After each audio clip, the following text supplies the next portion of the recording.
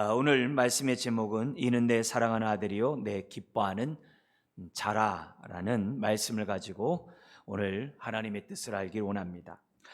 오늘 본문은 특별히 마태가 예수님이 왕이며 메시아, 선한 목자이신 것을 그 당시 유대인들에게 증거하기 위해서 1장에서부터 지금 계속해서 예수님이 구약에서 약속하신 그 메시아임을 계속 증언하고 있습니다.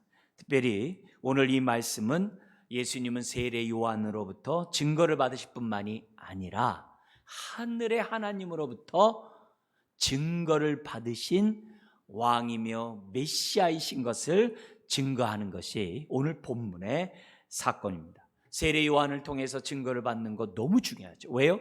그 당시 세례 요한은 하나님부터 보냄을 받은 선지자라고 유대인들이 다 알고 있었거든요.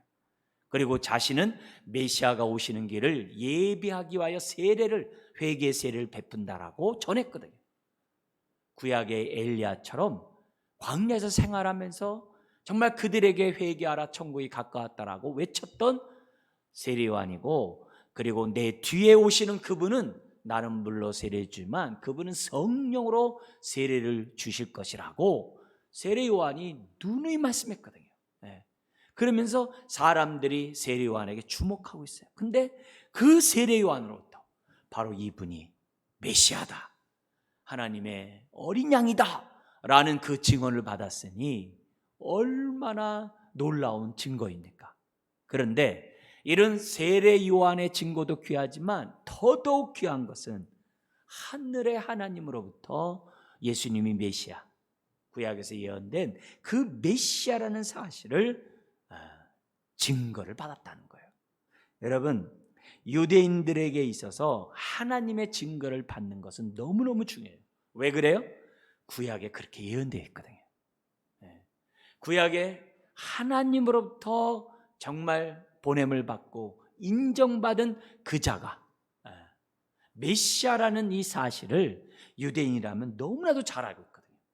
그런데 마태는 오늘 이 사건을 통해서 바로 예수님이 하늘에 구약에 예언된 그 메시아로서의 증거를 받으신 분임을 세례 사건과 하늘문이 열리는 사건을 통해서 오늘 우리들에게 말씀하고 있어요. 그래서 우리는 1차적으로 그 당시 유대인들이 이 마태의 이 기록을 통해서 마음을 열고 예수님을 영접했던 것처럼 오늘도 그들의 마음을 우리가 헤아리는 가운데 오늘 저와 여러분들이 정말 예수님을 그 당시 유대인들이 아는 것처럼 알고 있는가?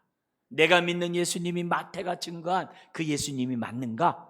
우리가 생각하면서 이런 사건을 통해서 우리가 더욱더 우리의 믿음이 확실해지고 견고해져 나가는 저와 여러분들이 되어야 될 줄 믿습니다. 오늘 이 사건은 크게 두 부분으로 나누는데요, 세례받는 사건과 세례받고 무트로 나왔을 때 하늘문이 열리는 그런 두 가지 사건으로 기록되어 있습니다. 그래서 먼저 우리 첫 부분 13절에서 16절 상반절에 있는 것처럼 세례를 받으신 예수님. 근데 왜 세례를 받으셨느냐? 거기 15절에 있는 것처럼 하나님의 모든 의를 이루기 위하여 세례를 받으신 예수님, 이걸 통해서 이제 세례 요한의 증거를 받는 거죠. 자, 13절의 이하의 말씀이 이렇게 시작됩니다. 세례 요한이 요단강에서 회개 세례를 주고 있을 때 저 북쪽 갈릴리로부터 예수님이 세례 요한에게 세례를 받으시기 위해서 세례 요한에게 왔습니다. 세례 요한이 예수님을 보자마자 만류하는 겁니다. 뭐라고 말을 합니까? 내가 14절에 당신에게서 세례를 받아야 할 터인데, 왜냐하면 회개 세례니까. 어찌하여 당신이 내게로 오시나이까? 내가 당신한테 받아야지 당신이 어떻게 나한테 회개 세례를 받으십니까? 이 얘기는 뭐예요? 세례 요한이 벌써 성령 충만한 가운데 예수님을 알아보는 거죠. 예수님은 회개 세례를 받으실 필요가 없는 분임을 세례 요한이 아는 거죠. 그러니까 회개 세례는 나에게 받을 필요가 없고 내가 당신에게 받아야 됩니다, 이렇게 얘기를 한 거예요. 그러자 우리 예수님이 뭐라고 답합니까? 15절 우리 한 번 더 읽어볼까요? 예수께서 대답하여 이르시되 이제 허락하라. 우리가 이와 같이 하여 모든 의를 이루는 것이 합당하니라 하시니 이에 요한이 허락하는지라. 여러분, 예수님이 회개 세례를 받을 필요가 없으세요. 근데 받으셨어요. 왜 받으셨느냐?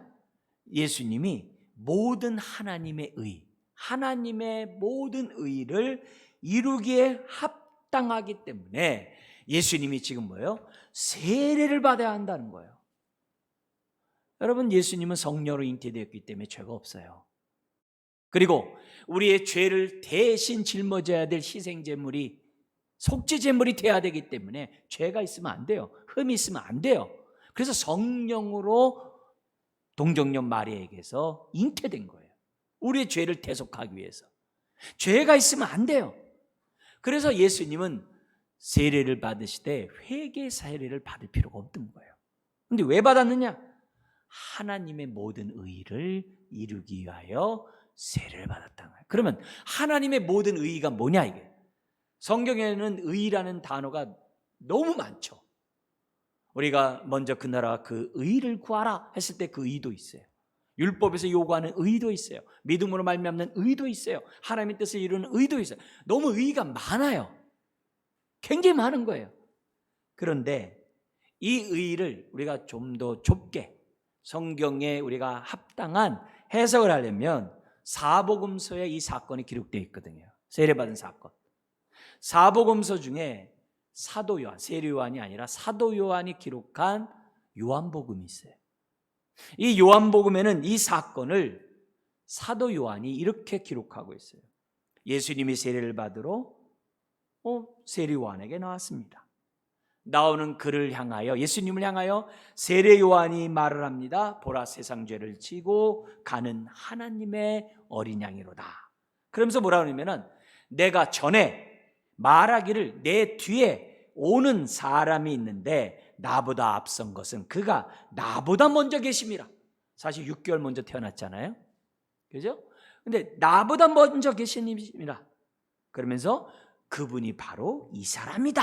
그래요. 그래서 뭐라 그러면 나도 그를 알지 못하였으나, 그를 알지 못하였으나, 예수님에서 다 알지 못했다는 거예요. 못했으나 내가 와서 물로 세례를 베푸는 것은, 물로 세례를 베푸는 것은 그를, 예수님을 이스라엘에 나타내려 함이라 하니라. 여러분, 예수님 회개 세례를 받은 게 아니에요. 하나님의 의를 위해서 세례를 받았어요. 근데 세례 요한은 예수님에게 왜 세례를 줬느냐? 예수님을 이스라엘에게 나타내려고. 이 말이 무슨 말이에요? 예수님은 그 전부터 엘리야로서 마지막 때 자신은 메시아를 백성들에게 알게 하기 위해서, 또 준비하기 위해서 자기는 외쳤고 회개세를 줬다고 그랬거든요. 바로 그 얘기예요. 세례 요한의 역할은 예수님을 드러내는 거예요. 이스라엘 사람들에게 증거하는 거예요. 이분이 바로 메시아다, 하나님의 어린 양이다, 세상 죄를 짊어지고 가는 하나님의 어린 양이다. 그것을 사람들에게 증거하도록, 이스라엘 백성들에게 나타내도록 자기는 뭐 했다는 거예요? 이 땅에 왔고 예수님에게 세례를 주셨다는 거예요. 그래서 오늘 이 사건을 통해서 우리가 아셔야 될 것은 3장 13절에 나오는 것처럼 이때예요. 예수님이 그동안 30년 동안에 어떻게 보면은 한 개인으로 사신 거죠. 근데 드디어 때가 된 거예요. 무슨 때요? 메시아로서 이스라엘 백성들에게 드러날 때, 메시아로서 구약에 예언된 정말 그 메시아로서의 그 사역을 시작할 그 때가 된 거예요. 때가 되니까 어떻게 해야 돼요? 공생의 삶을 시작해야 되는 거죠. 메시아의 사역을 시작해야 되는 거죠. 근데 그 시작을 무엇과 함께 시작한 거예요? 세례를 받음으로.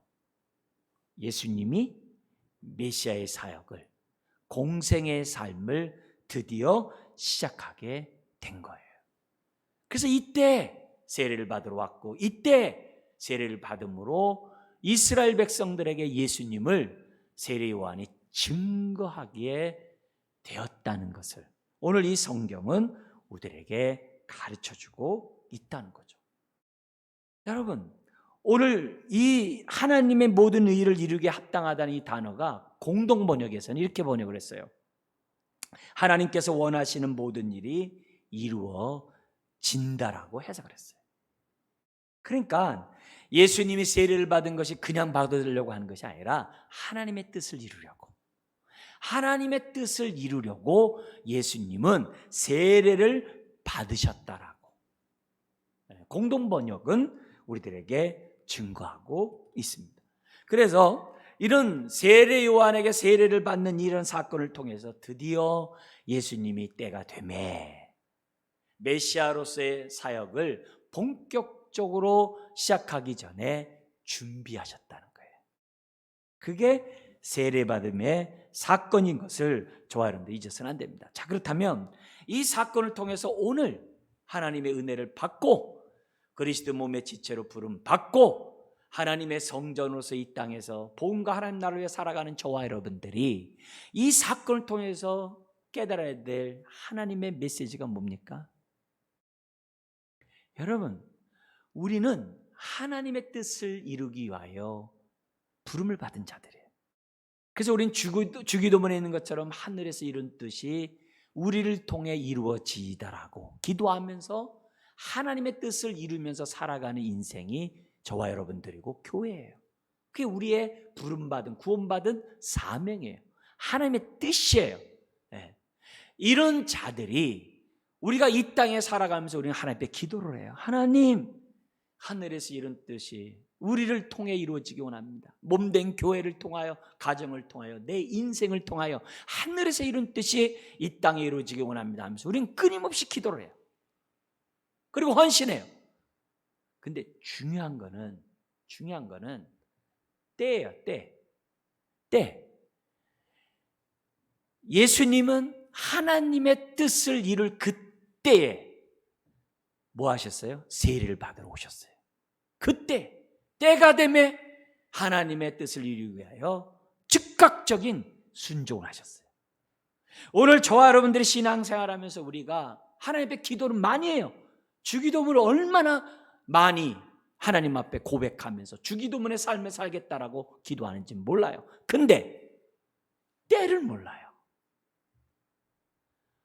정말 지지부지하고 우유부단하고 자꾸 지연하고 하나님의 때에 헌신해야 되는데 차일피일 미뤄요. 내일에 빨라요. 내가 하고 싶은 게 너무 많아요. 좋은 날, 좋은 시간, 좋은 그런 기회들을 다 날려버려요.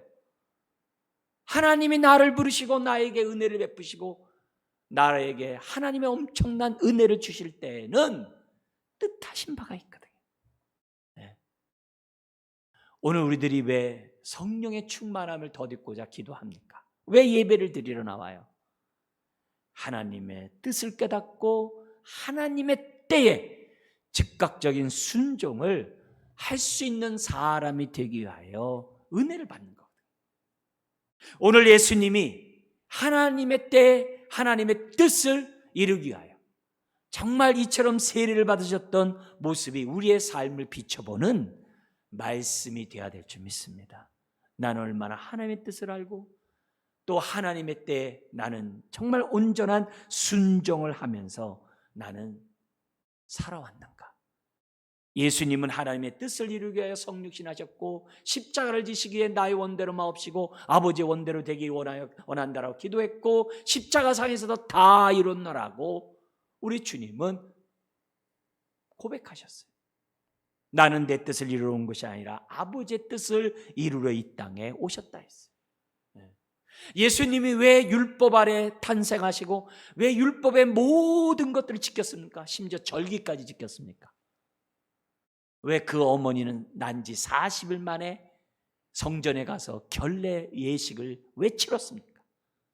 왜 할례를 왜 받으셨습니까? 예수님의 삶이 왜 율법의 요구를 다 지켰습니까? 그것도 온전히 지켰습니까? 갈라디아서 4장 5절에 분명히 얘기해요. 율법 아래 있는 자들을 속량하시려고. 율법 아래 있는 자들을 구원하려고 주님이 율법의 요구를 다 지키셨어요.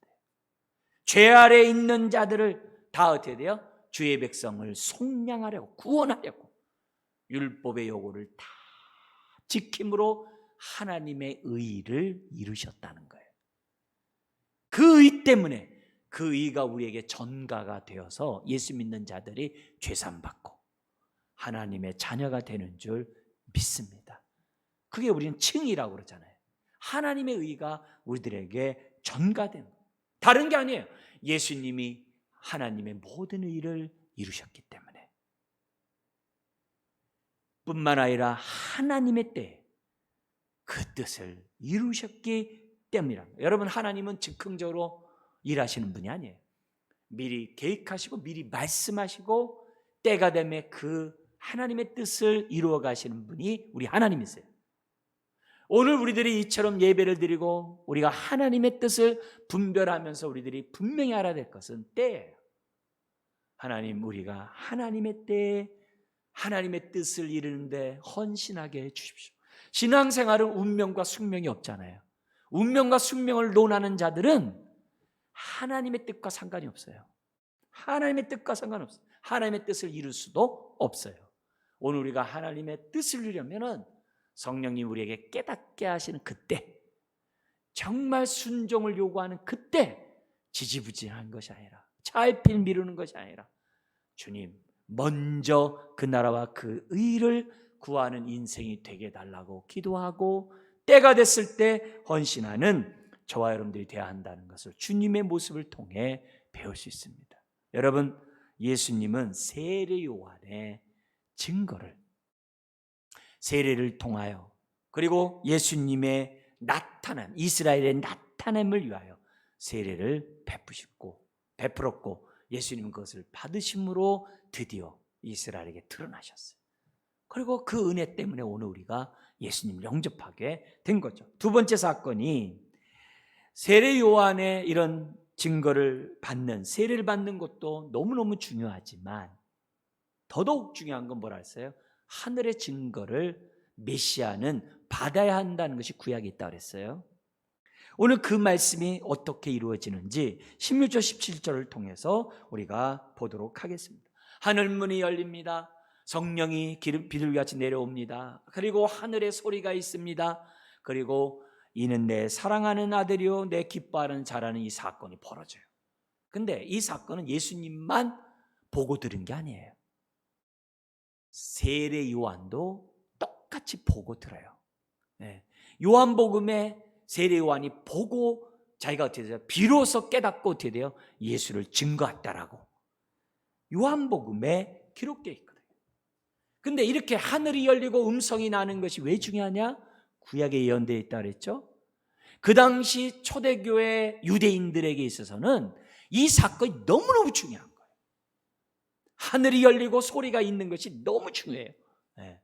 그래서 우리가 그 당시 유대인의 청중의 입장에서 오늘 이 본문을 먼저 살펴보는 것이 중요해요. 왜요? 그래야 그만큼 예수님을 더욱더 확실히 알아요. 우리의 믿음이 그만큼 더 견고해져요. 흔들리는 이 세상 속에 흔들리지 않는 믿음을 예수님을 통해 저와 여러분들이 가질 수 있거든요. 내가 믿는 예수님을 알아야 되지 않겠습니까? 자, 그런 가운데 이 사건은 예수님 자신에게도 너무나도 놀라운 사건이에요. 왜 그래요? 예수님이 하나님의 때에 세례를 받고 공생의 삶, 메시아의 삶을 시작할 때 누가 인정한 거예요? 하나님으로부터 인정을 받는다는 사실은 예수님 자신에게 있어서도 어떻게 돼요? 굉장히 중요한 사건이에요. 근데 예수님이 인정받는 이 사건이 예수님으로 끝나는 게 아니에요. 오늘 이 말씀이 오고 오는 모든 믿음의 사람들, 오고 오는 하나님의 뜻을 이루고자 하는 모든 사람들에게 동일하게 임하는 사건이에요. 그래서 이 사건이 우리들에게 너무 중요합니다. 자, 그러면 그 당시 유대인들이 충격받을 그 사건 첫 번째가 뭡니까? 하늘이 열리고예요. 하늘이 열리고. 세상에서는 하늘이 열린다는 개념이 없어요. 헬라 그 당시 문화에서는 세상이 열린다는 개념이 없어요. 그러나 히브리 개념에서는 유대인에게는 하늘문이 열린다는 게 너무 당연해요. 왜요? 그들은 하늘의 하나님을 섬기고 있었거든요. 하늘의 하나님을 섬기고 있었거든요. 하늘의 하나님. 그래서 하나님이 하늘문을 여신다는 사실은 구원의 때가 된 거거든요. 하나님의 은혜의 때가 되는 표현이거든요. 예? 닫혔던 하늘문이 열린다는 것은 너무너무 유대인들에게는 소망의 빛을 보는 그런 순간이거든요. 예. 그런데 마태는 그런 유대인들에게 얘기하는 거예요. 세례를 받고 주님이 땅으로 무트로 올라오실 때 하늘문이 열렸다. 근데 누가복음에서는 예수님이 기도하심에 하늘문이 열렸다 이렇게 돼 있어요. 예수님이 기도하심에 그냥 열린 게 아니라 예수님이 기도를 하시니까 하늘문이 열린 거예요. 내가 세례를 받고 이제 본격적으로 메시아의 사역을 시작합니다 하면서 기도했겠죠. 그러니까 하늘문을 여시면서 하나님의 응답이 이루어진 걸로 돼 있어요. 여러분, 이 하늘문이 열리는 이런 것은요, 유대인들에게 일상적인 대화예요. 예수님도 이걸 표현하셨어요. 나다니엘이 빌립의 전도를 받고서 우리가 메시아를 만났다 그러니까 무슨 나사렛에서 선한 것이 나겠느냐? 그러니까 와보라 그러잖아요. 그러니까 마지못해 친구를 따라서 예수님 앞에 오잖아요. 그러니까 예수님이 나다니엘을 갖다가 이스라엘 가운데 정말 의로운 자다, 정말 간사함이 없도다, 이런 얘기를 하잖아요. 그러니까 너무 깜짝 놀라가지고서 그런 얘기를 하니까는 당신은 하나님의 아들이요, 당신은 이스라엘의 왕입니다 라고 고백이 툭 나와요. 우리는 왜 이런 말이 오가느냐 이해가 안 되지만은 그 당시 유다 문화권과 예수님이 나단에게 한 그 말이 이런 고백을 하기에 충분한 상황이 있다는 것을 염두에 두셔야 돼요. 그러니까 예수님이 나단에게 그렇게 고백하는 나단에게 말을 합니다. 내가 너를 무화과 나무 아래에서 보았다 함으로 믿느냐? 이보다 더 큰 일을 보리라. 내가 진실로 너에게 이르노니 하늘이 열리고, 예수님이 하신 말씀이에요. 하나님의 사자가 인자 위에, 인자 예수님을 말하는 거예요. 인자 위에 오르락내리락 하는 것을 보리라 하시니라.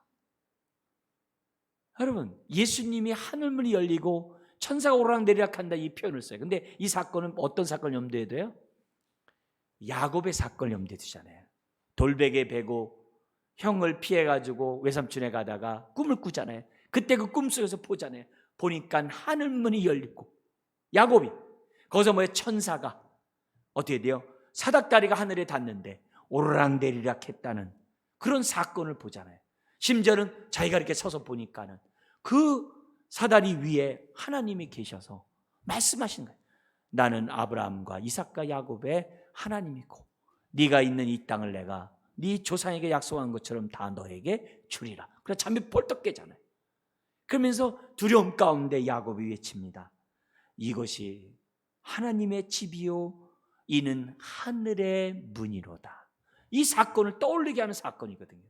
그래서 유대인들에게 있어서는 하늘문이 열리는 것은 하나님의 은혜를 받는다는 것과 연관되어 있다는 것을 다 알고 있어요. 예수님이 나다니엘에게 딱 얘기하는 거예요. 여러분, 스데반 집사도 돌 맞아 순교하는 그 순간에 어떤 일이 있었어요? 하늘문이 열렸다 그래요. 그리고 영광의 보좌 앞에 서 있는 예수님을 봤다 그래요. 그래서 스데반의 얼굴이 순교하면서 천사의 얼굴로 바뀌었다고 그러거든요. 왜 그래요? 하늘문이 열리며 하나님 본 거예요. 여러분, 그러기 때문에 이 하늘문이 열리는 이 사건은 유대인들에게 너무 중요해요. 특히 바벨론 포로로 끌려가고 본토로 돌아왔지만 그리스와 로마의 속국으로 짓밟히고 있는 그런 상황에서 이스라엘 백성이 하나님 앞에 기도했던 핵심 내용이 뭔지 아세요? 하늘문을 열어주소서, 그거였어요. 그래서 그 기도문들이 지금 오늘날에도 그 문서로 나와 있어요. 예수님 당시에서도 유대인들이 기도했던 그 내용의 핵심 내용의 그 기도문이 나와 있어요. 뭐라고 되냐면 하나님이시여 하늘을 찢고 우리 가운데 임하소서, 그 기도를 한 거예요. 말라기 이후로 선지자가 없었잖아요. 하늘문이 닫혔거든요. 근데 때가 되면 하나님이 세례 요한을 보내시고 때가 되매 메시아를 보낸 이 사건은 하늘문이 열리는 구원의 사건이었다는 것을 마태는 유대인에게 설명하고 있는 것이고, 오늘 우리는 이걸 통해서 뭐예요? 예수님을 통해 하늘문이 열렸다는 사실을 깨닫게 되는 거죠. 예수님도 그러셨어요. 내가 열린 문을 두노니 닫을 자 없도다. 할렐루야죠. 더구나 자신의 육체를 찢음으로 하늘문을 새롭고 살 길을 열어놓으셨잖아요. 그래서 보혈의 피를 의지하고 오늘도 예배를 드리며 하나님 앞에 나오잖아요. 우리에게는 하늘문이 활짝 열리는 은혜가 우리에게는 이미 주어졌잖아요. 어떻게 그런 얘기예요? 예수님이 열어놓으셨기 때문에 우리에게 주어지는 줄 믿습니다. 여러분, 우리 호세아 선지자 아시죠?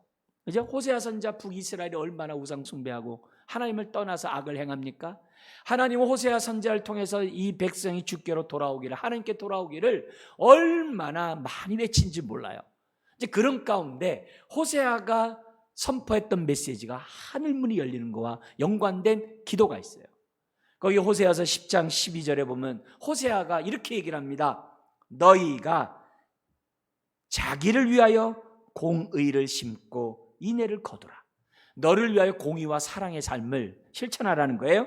그러면서 뭐라면 너희 묵은 땅을 기경하라. 악을 행하는 이스라엘을 향하여 지금이 곧 여호와를 찾을 때니 마침내 여호와께서 오사 공의를 비처럼 너희에게 내리시리라.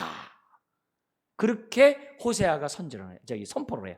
근데 여기에 은혜를 받은 복음성가 가수 고영원이라는 사람이 있어요. 이 귀절에 은혜를 받고 그 고영원이 작사 작곡을 한 게 있어요. 제가 한번 읽으면 여러분 리듬이 생각날 거예요. 뭐냐면 우리 함께 기도해 주 앞에 나와 무릎 꿇고 긍휼 베푸시는 주 하늘 향해 두 손 들고 하늘 문이 열리고 은혜의 빗줄기 이 땅에 가득 내리도록 마침내 주 오셔서 의의 빗줄기 우리 위에 부으시도록. 할렐루야. 고영원이라는 사람이 이걸 통해서 뭘 보는 거예요? 이 땅의 황마음을 보면서 하나님께 기도하는 거죠. 하나님, 다시 하늘문을 열어주소서. 정말 이 한국교회, 이 열방에 정말 구원 영혼들을 위하여 하늘문을 열어주소서. 이 기도는 오늘까지도 지속적으로 이루어지는 내용이에요. 그렇다면 오늘 이미 우리가 하늘문 열려 있는 이런 상황 속에서 오늘 저와 여러분들이 정말 우리도 예수님처럼 하나님의 의를 이루는, 뜻을 이루는 교회, 그런 인생이 되고자 오늘도 하나님 앞에 기도하지 않으면 안 되는 거죠. 하나님, 내 인생에 활짝 열린 그 하늘문이 주여 그 은혜를 온전히 받을 수 있도록 내 안에 굳은 마음을 제하시고 나의 죄악을 씻어주시고 나에게 성령으로 성전의 전을 삼으신 이 은혜가 온전히 나타나도록 주님 저의 죄를 용서하시고 씻어주시옵소서.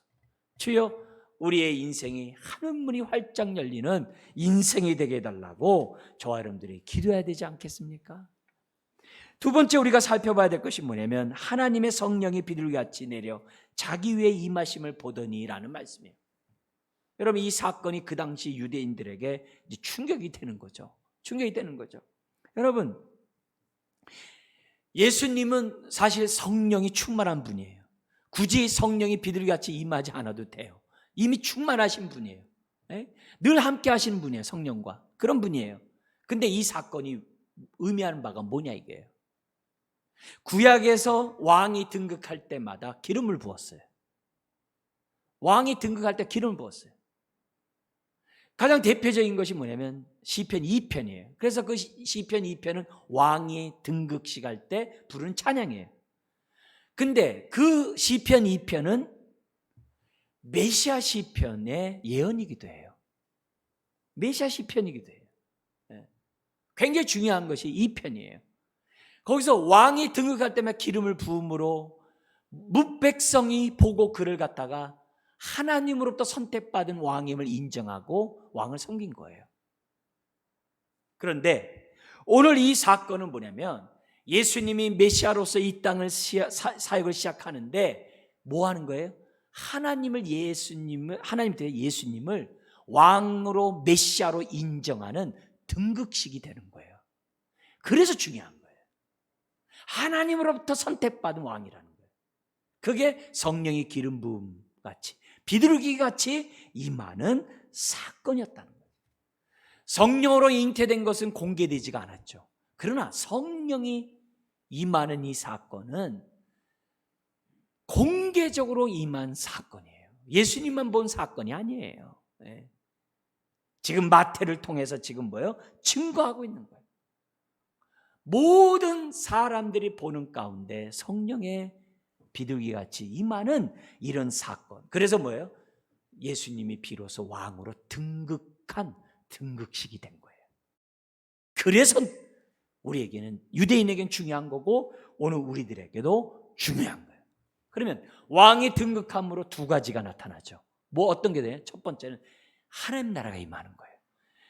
하늘나라가 임하는 거예요. 새 시대가 도래하는 거예요. 새로운 시대가 열리게 된 거예요. 율법 시대가 아니라 복음 시대가 열리게 된 거예요. 그게 첫 번째고, 두 번째는 뭐가 되겠어요? 새 시대에는 새 백성이 필요한 거예요. 새 이스라엘이 필요한 거예요. 새 성령의 공동체가 필요한 거예요. 즉 교회가 필요한 거예요. 하나님의 백성을 모으는 그런 역사가 나타나는 거예요. 그래서 제자들을 부르시고 전도하고 열방을 주께로 인도하는 거예요. 왜요? 새 시대에 새 백성이, 새 예루살렘에 새 백성이 있어야 하니까. 그게 교회예요. 그게 우리예요. 새 시대가 열림으로 새 백성이 정말 창조되는 놀라운 역사가 나타나는 거예요. 새 언약의 특징이 뭐라 그랬죠? 우리 앞에서요. 새 언약의 특징은 성령이 각 사람에게 임하는 게 새 언약의 특징이죠. 그리고 하나님을 각 사람이 인격적으로 아는 것이 새 언약의 특징이죠. 바로 그게 새 시대예요. 그게 새 백성이에요. 그게 우리예요. 그래서 이 사건은 중요해요. 그래서 예수님은 사람의 손으로 지은 예루살렘 성전에서 행하는 성전 기능을 예루살렘 성전 바깥에서 성전 기능을 다 수행하신 거예요. 죄를 사해 주세요. 한센병 환자를 정결케 해줘요. 하나님의 말씀을 선포하세요. 상한 자들을 치료하시고 위로하세요. 선한 목자로서의 사역을 성전 바깥에서 성전 기능을 예수님이 다 행하시는 거예요. 왜요? 예수님이 바로 왕이시며 메시아이시며 선한 목자시니까. 그래서 이 등극식이 중요한 거예요. 새 시대가 열렸다는 거예요. 새 날이 왔다는 거예요. 예수님이 선한 목자로 왕으로 통치하는 하나님의 시대가 도래했다는 것이 이 두 번째 사건이에요. 유대인들이 이걸 보면서 눈이 열리는 거죠. 하나님으로부터 인정. 세 번째 사건이 유대인에게 충격적이에요. 그게 뭐냐면은 17절에 있는 것처럼 하늘로부터 소리가 있어 말씀하시되 사건이에요. 하늘로부터 소리. 우리에게는 하늘로부터 소리 그러면 낯선 표현이죠. 그러나 유대인들에게는, 하나님의 사람에게는 반드시 하늘의 소리가 있어야 돼요. 하나님으로부터 정말 인정을 받는 하나님의 소리를 받은, 너는 내 종이다, 내 뜻을 이룰 자다, 내가 너를 보내노라. 하나님으로부터 소리를 반드시 받아요. 모세가 자기 스스로 애굽에 가서 이스라엘 백성 데려온 거 아니에요. 모세가 하늘의 소리를 받고 모세가 애굽에 가서 인도한 거예요. 엘리야가 그냥 북이스라엘 사람들을 주께로 인도하는 게 아니에요. 엘리야가 하나님의 소리를 듣고 이스라엘 백성에 가서 선지자 역할을 한 거예요. 구약에서 하나님의 사람들은 다 하늘의 소리를 듣습니다. 다 하늘의 소리를 들어요. 마태는 유대인들에게 일부러 이것을 갖다가 기록함으로, 전함으로, 외침으로 예수님이 메시아라는, 구약에 예언된 메시아라는 사실을 지금 각인시키고 있는 거예요. 하늘의 소리. 하나님께서 직접 선택하시고 하나님의 의를 이루기 위하여 정말 세운 자가 바로 예수 그리스도, 바로 그 메시아, 구약에 예언된 메시아라는 사실을 하늘로부터 소리가 있어라는 이 표현을 통해서 말씀하고 있는 거예요. 더구나 그 소리가 어떤 소리예요? 구약의 메시아의 예언에 따라 오신 분이라는 소리예요. 그게 17절에 있죠. 우리 한번 읽어볼까요? 하늘로부터 소리가 있어 말씀하시되 이는 내 사랑하는 아들이요 내 기뻐하는 자라 하시니라. 여러분, 우리는 이 귀절을 보면 구약의 시편 2편과 이사야 42장이 생각 안 나요. 그러나 메시아를 대망하는 유대인들은요, 구구단 외우듯이 술술 나오는 게 시편 2편과 이사야 42장이에요. 여러분, 시편 2편이 뭐라고요? 왕의 등극식이거든요. 거기 왕을 등극하면서 기름을 부으면서 선지자가 하나님을 대신해서 외칩니다. 뭐라고 외치냐면은 내가 여호와의 명령을 전하노라. 왕에게 등극 기름 부으면서요, 여호와께서 내게 이르시되 너는 내 아들이라 오늘 내가 너를 낳았도다. 우리 너무나도 익숙한 찬송 부르잖아요. 그게 왕에게 하나님이 하시는 등극식 때 하시는 선포예요. 그 귀절이 지금 여기에 딱 인용이 된 거예요. 근데 똑같은 말씀이 하나님의 고난받는 종 메시아로서 등극할 때 하신 이사야 42장 1절 이하에도 똑같이 나와요. 뭐라고 되니 이렇게 됐어요. 내가 붙드는 나의 종, 내 마음에 기뻐하는 자, 곧 내가 택한 사람을 보라. 그 예수님을 보라. 내가 나의 영을 그에게 주었은즉, 메시아는 성령을 받아야 된다는 거예요. 주었은즉 그가 이방의 정의를 베풀리라. 상한 갈대를 꺾지 아니하고 꺼져가는 등불을 끄지 아니하고 진실로 정의를 행할 것이다. 요 이사야 42장이 메시아 예언이거든요. 고난받는 종으로 하나님의 의를 이룰 메시아의 예언의 말씀이거든요. 바로 그 귀절을 두 가지를 가져다가 오늘 17절에 설명하고 있는 거예요. 네. 설명하고 있는 거예요. 그러니까 오늘 이 메시지는 뭐예요? 예수님이 메시아라는 거예요.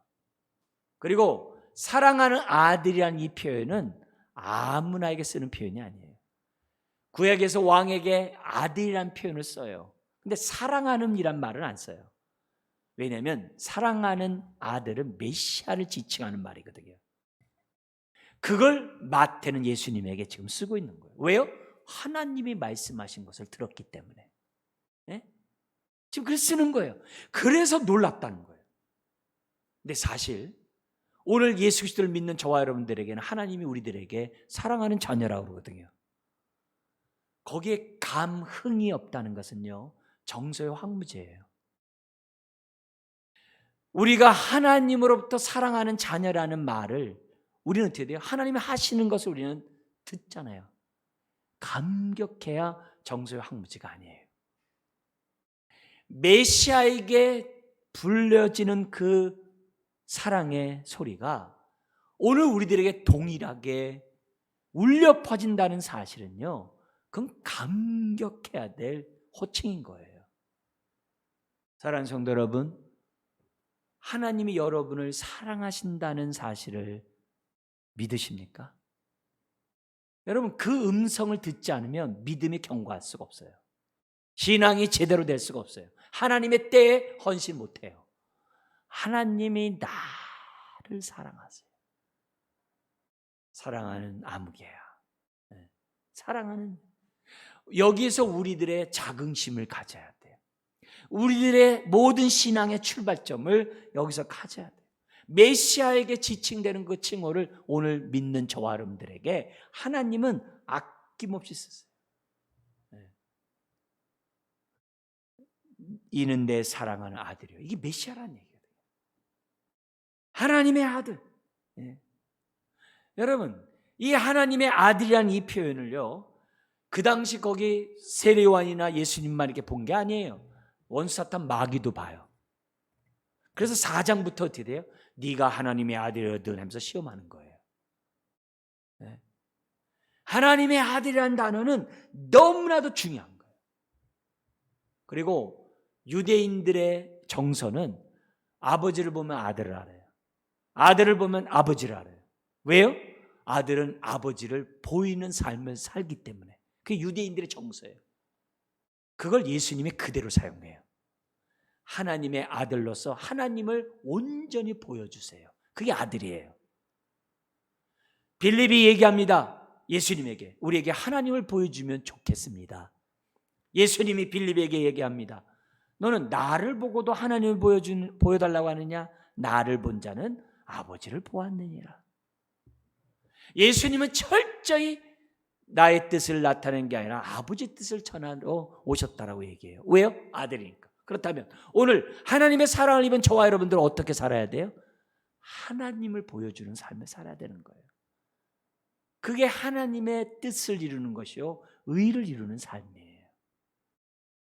저와 여러분들이 하나님의 자녀가 되는 저와 여러분들은 철저하게 하나님을 보여주는 삶을 살아야 되는 거예요. 예수님이 그랬어요. 근데 더욱더 충격적인 말씀이 있어요. 예수님 향해요 내 사랑하는 아들이라고 한 게 아니라 내 기뻐하는 자래요. 그리고 이 기뻐한다는 이 단어는 한 번만 기뻐하는 게 아니라 계속 기뻐한다는 거예요. 예수님이 세례받는 거 기뻐하시고요, 예수님이 공생의 삶을 살아가는 거, 나중에 십자가를 지는 거 다 기뻐한다는 거예요. 모든 것을 다 기뻐한다는 거예요. 그런 음성이 예수님에게 들려지는 거예요. 그것도 이사야 42장 고난받는 종으로 하나님의 뜻을 이루는 그 모든 것 하나님이 기뻐하신다는 거예요. 그럼 예수님이 공생의 삶을 시작할 때 이런 말을 들었을 때 예수님의 공생의 삶이 얼마나 성령 충만하겠어요. 그렇다면 오늘 저와 여러분들도 이 음성을 듣고 신앙생활 해야죠. 여러분, 예수님은요 구약의 위대한 사람과 비교할 수 없다는 걸 우리 히브리서를 통해서 배웠잖아요. 구약 가운데 아주 위대한 자 모세가 있잖아요. 모세보다도 더욱더 위대한 분이 예수님이라는 걸 지금 보여주고 있는 거예요. 어떤 의미에서요? 모세는 이스라엘 백성을 구원하기 위해서 출애굽하면서 홍해바다를 건넜어요. 그죠? 홍해바다를 건넌 걸 갖다가 사도 바울은 세례를 받게 했다라고 해석을 했어요. 모세는 물 세례로 어떻게 돼요? 이스라엘을 구원했어요. 근데 예수님은 어떻게 돼요? 하늘 물을 가르시고 임하신 분이에요. 땅의 물이 아니라 하늘 궁창을 가르시고 임하신 분이에요.